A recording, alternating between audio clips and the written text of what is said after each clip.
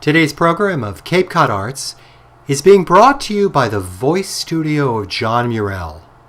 High quality and serious vocal training for the voice student.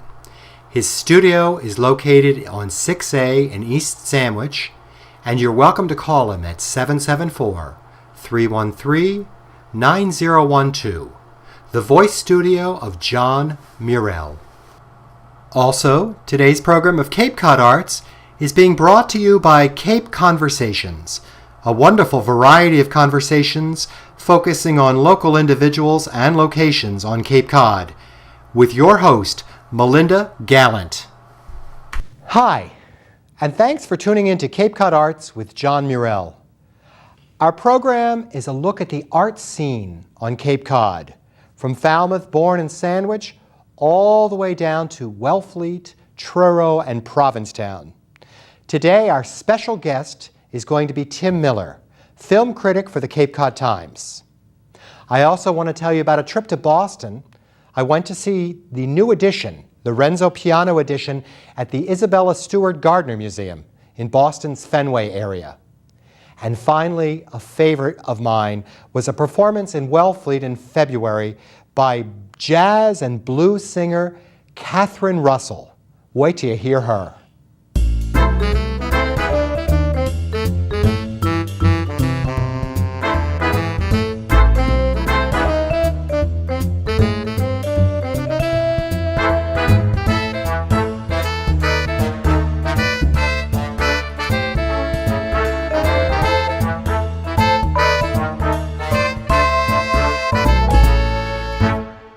I would like to talk to you about the Isabella Stewart Gardner Museum in Boston's Fenway area.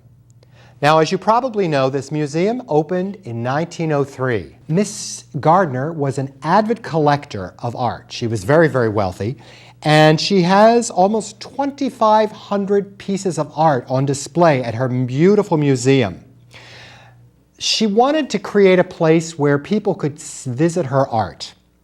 She had no idea that the museum would be visited by over 200,000 people a year. So this January, the Gardner Museum opened a new edition. It was designed by the Italian architect Renzo Piano.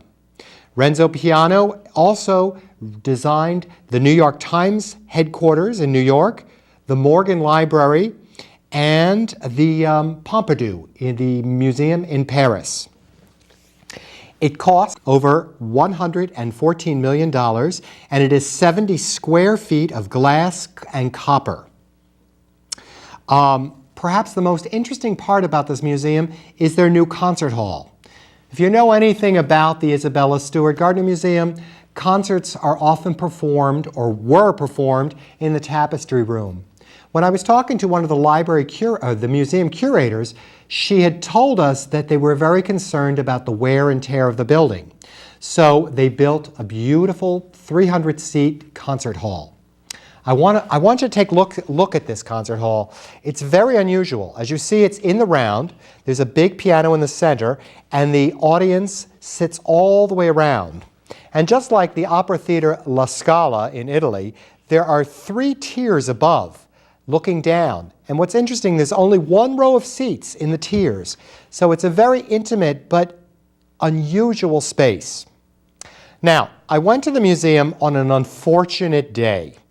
I went on President's Day, which is a holiday. It was a Monday, and the Stewart Gardner Museum is one of the few museums open on Monday.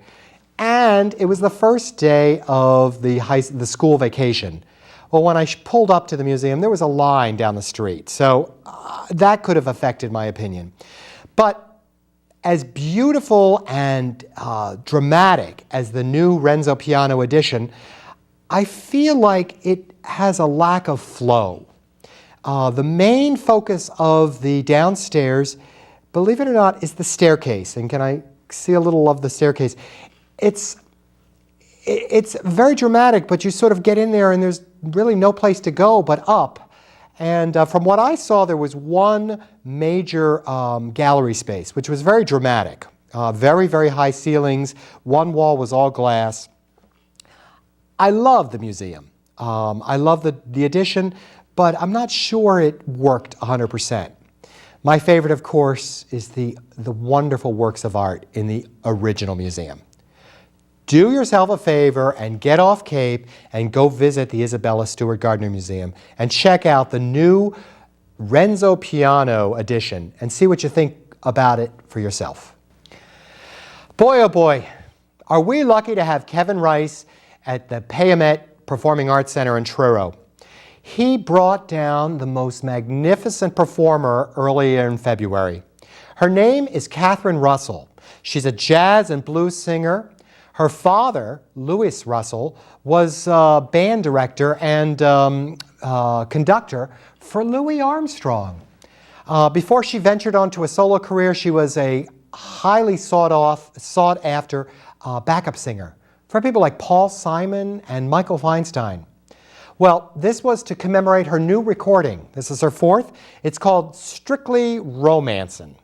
She focuses on songs of the 1940s and 1930s, people like Dinah Washington and early Ella Fitzgerald.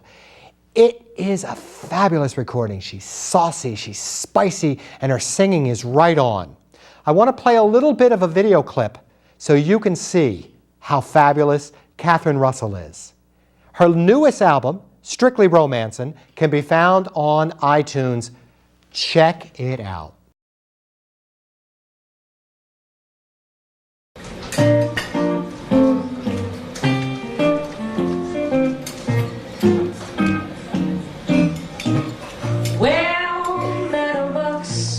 Was quite deluxe, servants by the score, footmen at each door, butlers and maids galore.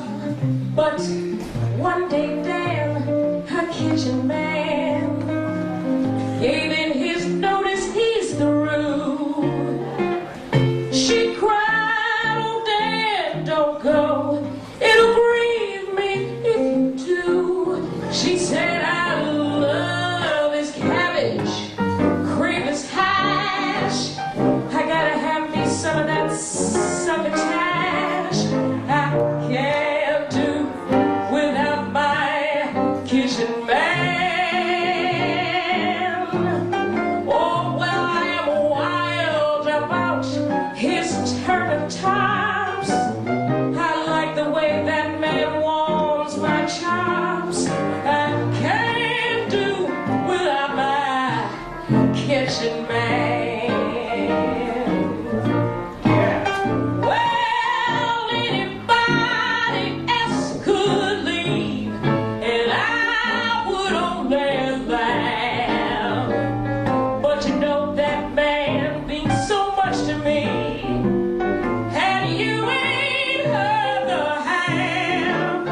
Ooh, his jelly rolls so nice and hot, never fails to hit the spot. I can't do without my kitchen man. Oh, and how that boy can open clams. Nobody else will ever touch my hams. I can't do without my kitchen man. Oh, when I eat his donuts, all I leave is the hole. And anytime he wants to, he's welcome to use my sugar bowl. Ooh, his bologna is really worth a try. Never fails to satisfy. I can't do without my kitchen man.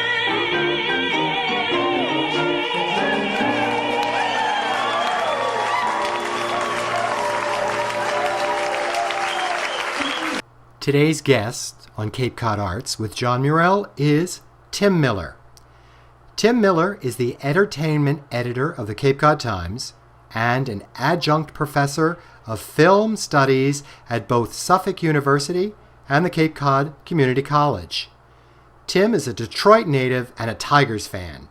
He received his bachelor's degree from the University of Michigan and his master's degree in communication and journalism from Suffolk University. Check out his blog, Miller's Movie Blogorama. All right, today our guest is Tim Miller. You probably know that name, Tim Miller from the Cape Cod Times. I certainly do. But look, there's his face. You know, I looked up. You've written almost 4,000 articles. Yeah, I would say about that. You've been there for about 20 years? No, 28. I've been there since 1984, so 28, Wow. 28 years. So this is the face behind the words. Yeah. So you, in fact, are the features editor? Right. I was entertainment editor, and now I'm the features editor, meaning that I oversee the whole features department. I also oversee Primetime Magazine and Cape View Magazine, I'd oversee them. Them. I'm not the editor of them, but I see. So it was sort of a promotion. Is this recent? Yes, last great. fall. Oh, yeah, great. Congratulations. Yeah. So, well, thanks. It's fun. It's a lot of fun. It's a challenge. It's different. You know, I love the Cape Cod Times. Thanks. I love that I can get it in the morning and really know what my neighbors and my colleagues are doing in about 15 minutes. Yeah. And I'm always surprised when people say, "Oh, I don't read the Cape Cod Times. I read the Boston paper." I'm like, "But we live here." Right. And you know, and I know, the Cape is a completely different environment now Right. than it was 25 years ago. Oh, absolutely. It's a real Yep. community. Yeah. And there are things happening, especially in the arts, every minute, every Right. day practically. Could you sort of define, or how would you define our environment? You know, Bourne and Falmouth down to Provincetown, as different than maybe the more densely populated areas like Providence or Boston or New York? Sure. Well, first of all, you're right that when I started at the Times and I was working as entertainment editor, off-season, sometimes it would be a challenge to find a good art story. Right. Now, for years now, I've never had 1 week where it's like, oh my gosh, I don't have a story for next week. There's always something to cover, which is great. I Yeah. mean, for anyone who loves the arts, to know that so much is going on the Cape is just wonderful.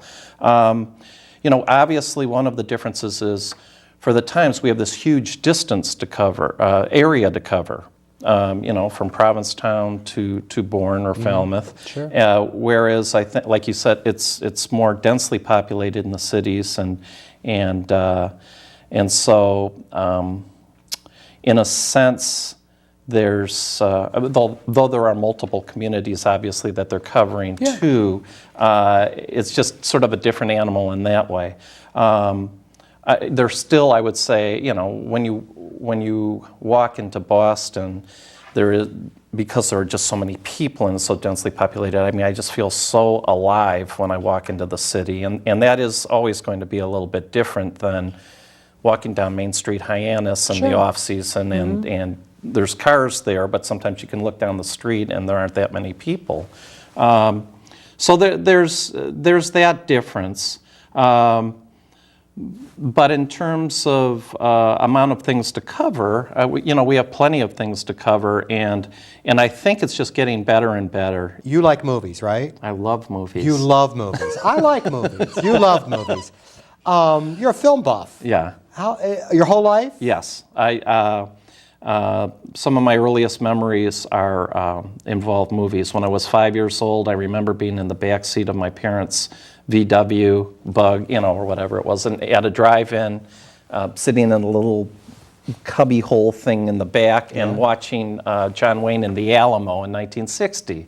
My parents used to, I'm from Detroit. Yep. My parents used to take me out of school one day a year to go to downtown Detroit to one of those big movie palaces, big ornate palaces, and we would watch something spectacular each once a year. And 1962, we went and saw Lawrence of Arabia. I was 7 years old. And it was one of the best, I mean, it's still one of the most amazing experiences of my life. And the very first album I bought, which was in the basement of a Montgomery Ward's, I remember it well, was the soundtrack to Lawrence of Arabia, which it sounds incredibly nerdy, but it was pre-Beatles. Yeah. And but I still have that album, and I've always been obsessed with movies. Even in college, a girlfriend said to me once, "Do you have to see every movie that comes out?" Yeah. And my answer was, "Yes, I do." Let me think about this. I probably go to the movies once a month, twice a month. You go what? Every week? Every day? Oh yeah, not every day. Although one year I decided I was going to see at least one movie a day, and I did it. And I tried to write about it, and I think I lasted till September, just on my own, not for work. And then I just fell behind. But I would say that I see maybe 2 to 3 movies a week. Are they new ones? Or? Yeah. I would say probably, at least 2 of them are usually new, because I write, I usually write a movie column for Cape Week, and that takes care of one of the movies, and then I usually run one for our Saturday paper. And so yeah, usually I see at least 2 new movies. Wow. Yeah, it's fun. That's cool. It's fun, I'm lucky. You know, you and I communicate via email because sometimes you ask me to review things. Yep. And when I see a review that you've written and I go see it, I like to give you input whether you're asking for it or not. And I remember joking back with you a while ago saying that you've been giving everything 3 and 4 stars. Yeah. And I said, well, are all these movies that good? And I Yeah. think you said, they're really getting better now, right? Well, what makes a good movie?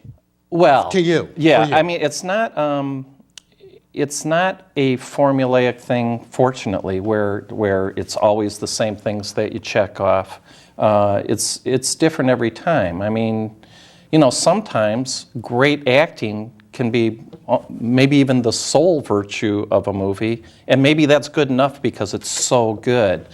In general, though, I would say, I would like a movie to move me emotionally. I would like to be stimulated intellectually. Me too. Yeah, and well, the movies that you usually, when you shoot me an email, and you're talking about a movie, 9 times out of 10, I mean, look, we all like movies that, and this would account for the 1 out of 10, we all like movies that are maybe just sort of brainless fun. Sure. But, 9 times out of 10, the ones that you like tend to be things that are challenging and different, and that's, especially as I get older, and I don't want to see the formulaic, I don't want the familiar, I'd rather do something else with my time than see the same old thing. I want something that challenges me and has something to say.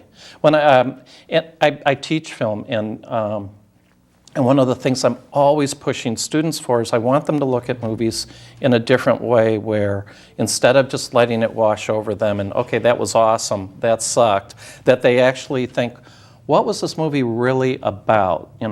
Okay, Casablanca makes you feel good, but it's not only about doing the right thing, which is a great message, but it's also about inner conflict and how all of us probably struggle with that. Sometimes what we want is not always what's best, and how do I accommodate what's best? Self-sacrifice and all that, and always dig deeper.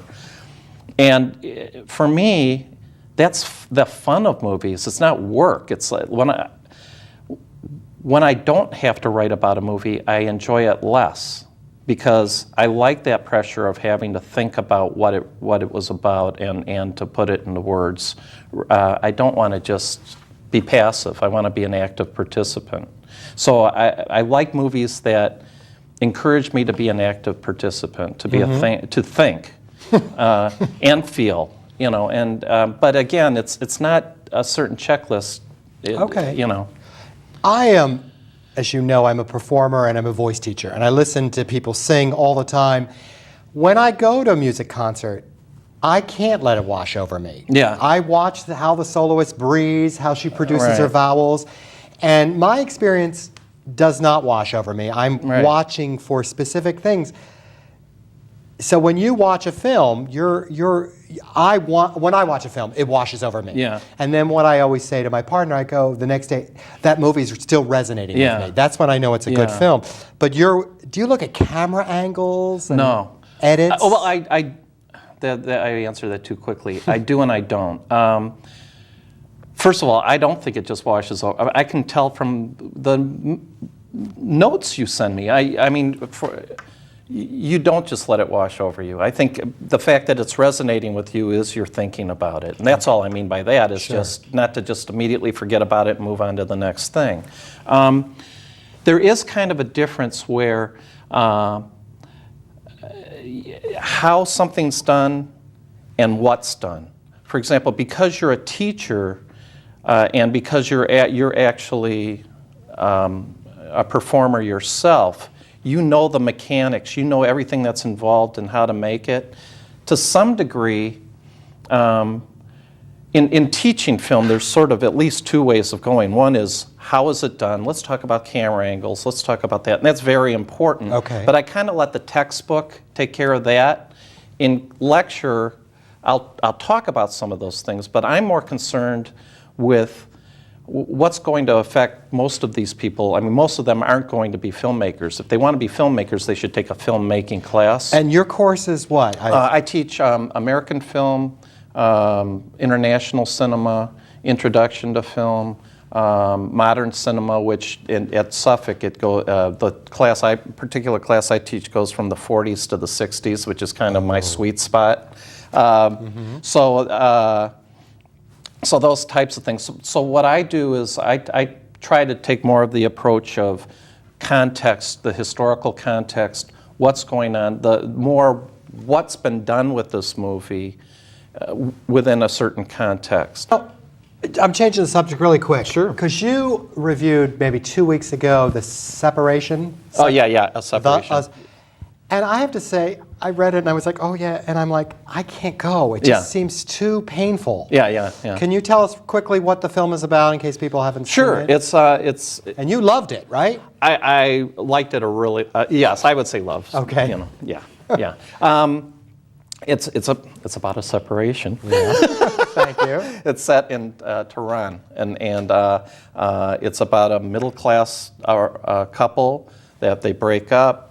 The wife wants to leave. She tells the husband she wants to leave the country. There's issues involved. He has a father with Alzheimer's. Sure. They have a teenage daughter. So it's all about conflict in that way. And then other things happen involving a maid, and it just proliferates, and a situation gets worse and worse. Normally, that might not appeal to me either, because it's sort of like, oh, good, I want to go see a movie where they stick in the knife and twist. Right. Oh, wow, sounds like fun, angst. But it was, it wasn't an exercise in masochism. Okay. It was, you could see where it could be applied on a larger scale to nations, why we all don't get along, but not in a heavy-handed way. I mean, it was compelling, and yet it was a sort of a small domestic drama, and yet it had so much power. And so I think that's one reason why it's gotten so much attention is the idea that you take something that's relatively small and how it can become so big. Yeah. The whole reason for this program, Cape Cod Arts, is to, encourage and invite people to try a museum they haven't tried or a film they haven't tried. And I guess I'm not listening to my voice, because I should try that film. And I think I will. Yeah. Good. All right. So I've written reviews for the Cape Cod Times, and you've written reviews. Every once in a while, not that many, because I'm learning how to write them well now, people write letters to the editor and say, John Morrell, what is his critique? And it really bothers me. Yeah. What about you? Because people don't agree with everything you say. No, and I'm fine with that. I think, for one thing, in order to be a critic, you have to have a thick skin, that it comes with the job. And the way I look at it is, look, I don't hesitate. Now, it's different for me than for you, though, because you're writing about local people. Yes, That's neighbors. that is scarier than me writing about somebody in easily. Hollywood who's making millions and millions of dollars and probably doesn't care in the least what I think, even if they knew that I existed. So there is that difference. But, my feeling is, look, I'm publicly giving thumbs up and thumbs down to people's work. I better be prepared to let people do that to me. Mm-hmm. Look, nobody likes to be criticized, but if somebody says I'm unfair, that gets my attention, because I think one of the jobs of a critic is to be fair. Honesty and fairness, I think, are sort of the two things that go hand in hand. It's one of the reasons why we don't review high school productions, because if we're honest, let's say that the star does a bad job. It wouldn't be fair to criticize that star because it's a kid. Sure. Okay, so if we can't be honest and be fair, then we say, well, we'll do an advanced story, but we're not going to review it because it's sort of a can't-win situation. So as long as I'm being honest and to my mind at least fair, those are the main things for me. So if somebody says I'm not fair, that could hurt, bother me, and I get my attention. If somebody says, and I've had people come up to me and do this, they'll say, when I read a review of yours, I know that if you like it, I'm going to hate it, and if you hate it, I'm going to like it. And I always say, well, then I'm performing a valuable service for you. If you notice that I like something, by all means avoid it. And I think that maybe sometimes when people say that, they think it's going to bother me, but it doesn't, because you might see, I bet you, maybe, let's say 7, 8 times out of 10, you and I would agree on a movie. There are you could see a separation and say, I hated that movie.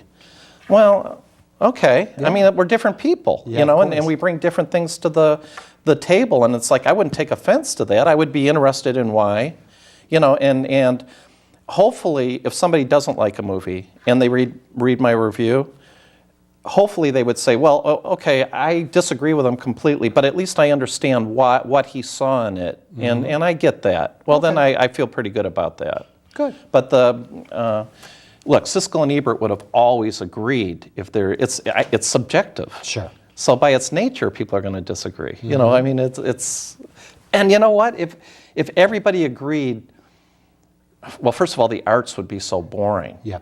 Wouldn't that be horrible if everybody thought the same thing about everything? Yeah.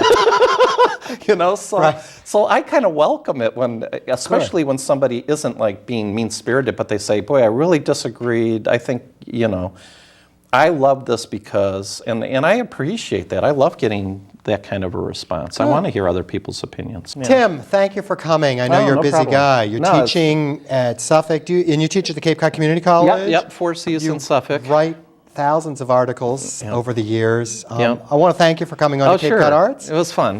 Thanks a lot, John.